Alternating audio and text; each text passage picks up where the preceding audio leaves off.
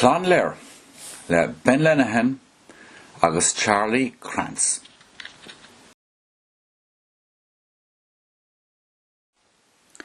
Bhí Connaí Lir agus van rion níomh lena glán faoin tú in Éirinn.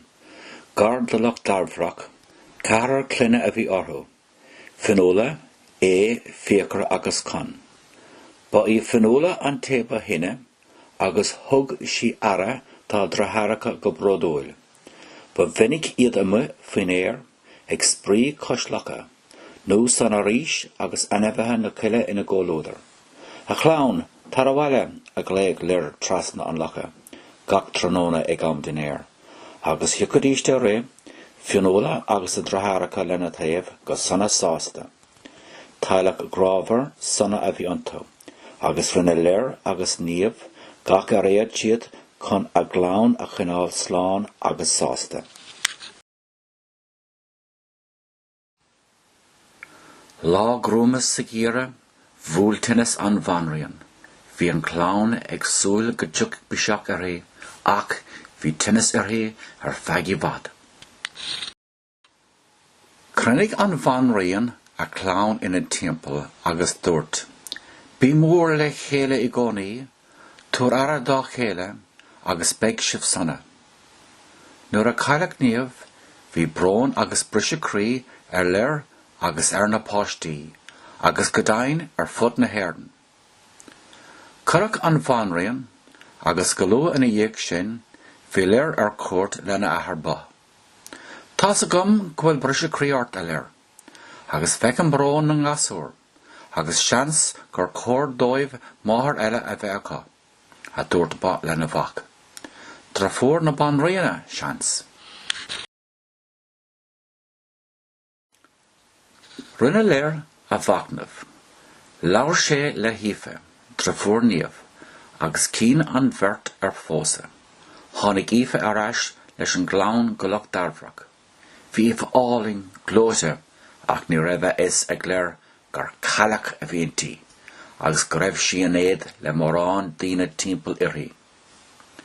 Go leor in díag na bainise, cín an bhanrion ífe go raibh an iomarcha arna ag caitheamh ag lir leis na páistí, agus níor thaithin sin lé. Bhol siad a lir go rac na páistí na gcónaí an áit éigean eile, agus dúirt lir. Nuair atá siad sean go leor, fágadh siad an baile, ach go dtí sin is lumsa agus an seo a bheith siad ina gcónaí. Smaoinigh an bhanrion nua ar bhealaí eile le fáil réig leis na páistí. Tharraigh sí airgid do na searbhántaí chun áil réig leo, ach dúiltaigh siad ar fad de. Bhí iarthaí teacht ar phlean nó.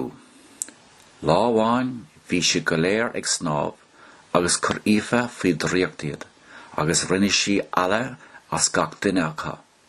Marigh an bholacht seo ar feadh 900 bliain. Marigh sibh an seo ar feadh 300 bliain. Han sin rachaigh sibh sir ar feadh 300 bliain. Agus ar deire caithfidh sibh 300 bliain san iarthar. Go dtí go glinfar cligíní na haiclaise ama ar an bharige mhór. Bhí agla ar na páistí. Bhí an latha fósacha agus dógur fionóla dá dratharacha. Ná bígí bórtha, tuaigh ár nathair ar a dóin. Nuair a cúla lir an rud a rinne ífe, bhí sé ar mire, ach bhí ífe có saontach sin, nar hic sí an túfás a bhí déanta aice. As tóir a dúirt sí, be míid an ann am a chahabh le chéileiris. Bhí na páistí gcónaí ag sprí timpeall an lacha péisce é, agus inis tá glór bínacha uilig, agus beag siad an ann canna le chéile feadh na blianta. Bhí dríocht ag lir comá, agus cé nach raibh sí láidir a dóin le malacht ífe a bhrise, bhí lir an ann a chur faoi gasa, agus a dhiabhart ón tír go brá. Chuig sé síos go dtí an lochan sin le bheith lena chlán.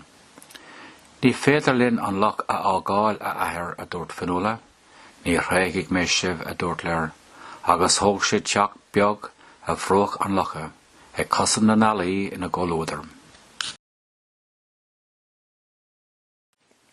A chlán, tarawala a Clann Lir arish, trasna an locha, gach tróna ag dinéir. Agus taréis an tapéir, héag sé ag spastóracht, cos locha ag éisteacht le ceol bín, tríoch túl na nalaí. Cén ar tháinig is na halaí, darig Lir sean, agus taréis na blianta a chahabh le chéile, Cailleach Lir. Bhí ógnas an dain na páistí, agus canadís amach go bín do éon duine ag dul thart.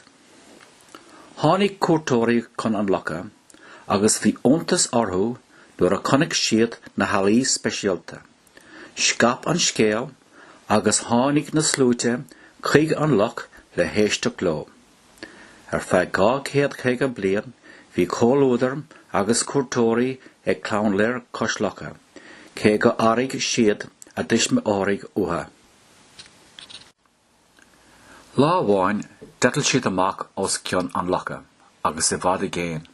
Lean mé a dúirt fanúla, agus detal siad sa gé go srot na míle.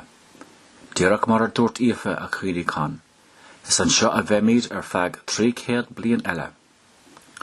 Bhí sé ógnach do Clann Lir ar srot na míle, ní raibh fosca ar bith sanna carachacha garabha an ngé a dúig, agus ní raibh duine ná deoraí le feiceáil ar feadh na mína as a chéile. Duine siad scéalta dá chéile, agus hálaigh siad a saoil gan an bhalacht. Dúirt fiacrachas con, go méidís in an réadóirí, agus dúirt go méoch sé na ceoltóir. Hastig go fanúla bheith ina múntóir. Dimig an tám go máil, 300 bliain. Lá bra le harí na gréine, hiag siad go méoch siad an ann fille ar éireann, agus detal siad ó dheas. Gur tháinig siad ar theach a nahar arís. Fárach a bhí inis ann, agus cíonn siad go brónach dális mo thóirí. Héad an gé, agus croch sí lé siar go iarthar na tír iad. Detal na halaí amach ar an agéan Atlantach, agus tháinig go talamh ar inis glúire. Bhí éon lethe go leor ann, coréisc, smólaigh, agus ceolarí ina measc. Bhí scetimíní ar Clann Lir, agus thaithin an talán leo, a gádainú agus a diamplacht óir. Tróna meribh a bháin, chula siad fuaime bharmhánta aisteach in gárdóibh. Céirt é sin a ónúla a díomhraigh é. É an seans? Clicína tá ann a dúirt fanúla. Is cínim an óim sin. Dúirt ífa go dteach deire leis an malacht nuair a chluaisimid an óim seo. Ach níl 900 bliain caite go fóil a dúirt fiacra go brónach. Bhí an éar na ráit aige, ach ar a laid bhí éasacha go raibh daoine ina dtimpeall inis. As go brach leo go bhaigh siad faoin sin na fuaime.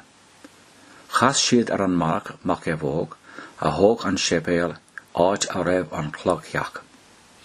Ní raibh éon iontas ar bhac é bhóg nuair a chula sé iad ag labhart de glór déine.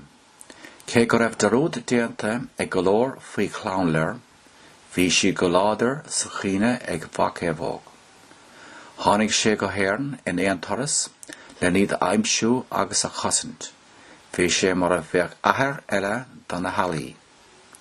Cúla daoine faoi Clann Lir arís, agus tháinig siad an athúr ó chríocha I bhfad agus I géin, chun iad a eicáil.